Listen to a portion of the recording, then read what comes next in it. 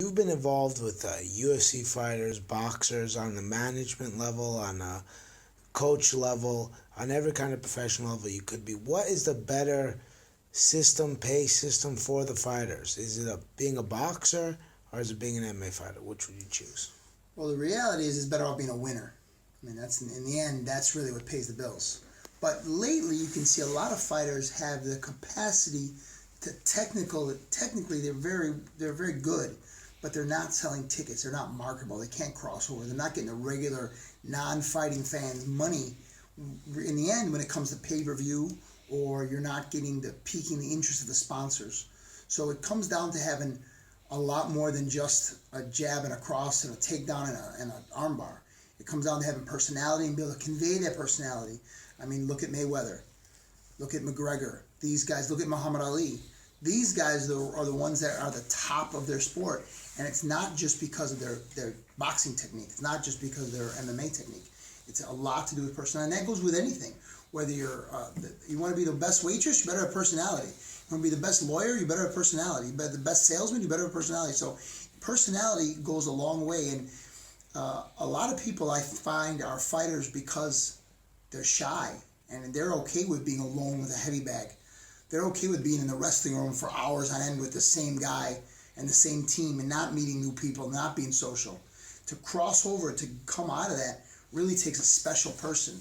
But I think if kids and fighters are aware of that early, when they realize that's what it takes, I think it gives them a lot more of an opportunity to develop almost like a character that they can work on and polish and create so that they have something to offer to the TV cameras, have something to offer to the interviewers, have something to offer to the sponsors and the potential advertisers, to give them something to show that there's something to be interested in other than the same, punch, kick, takedown combination. How do you develop young European fighters into top-level professional boxers?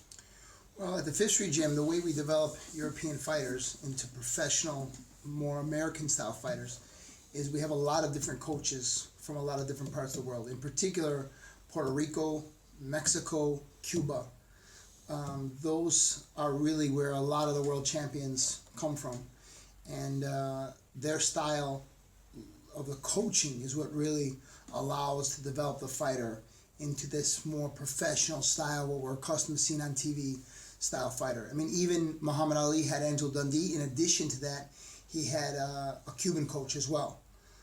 So we incorporate one particular skill that we got from the Cuban team is what we call School of Combat, which is like light, controlled sparring, where you're allowed to really work on your fakes, different combos, different techniques, things that you would never try in full contact because you might pay for the mistakes. This will allow you to work on your head movement, your footwork, things you never try.